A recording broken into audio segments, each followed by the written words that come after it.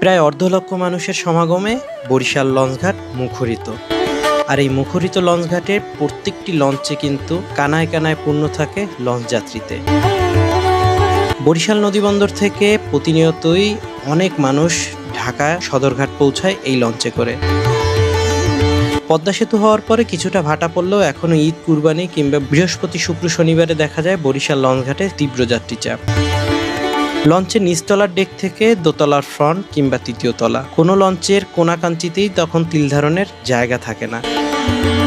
একের পর এক সিঁড়ি বেয়ে আপনারা দ্বিতীয় তলায়, তৃতীয় তলায়, এমনকি চতুর্থ তলায়ও চলে যেতে পারেন, কিন্তু দেখবেন তখন শুধু যাত্রী আর যাত্রী।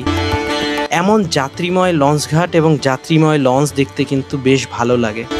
বরিশাল লঞ্চঘাট থেকে এরকম একাধিক লঞ্চ ছেড়ে যাবে এবং ঢাকা সদরঘাট থেকে বরিশাল নদীবন্দরে এসে পৌঁছাবে, এমন সুন্দর দৃশ্য আমরা নদীপ্রেমী এবং লঞ্চপ্রেমীরা নিয়মিত দেখতে চাই।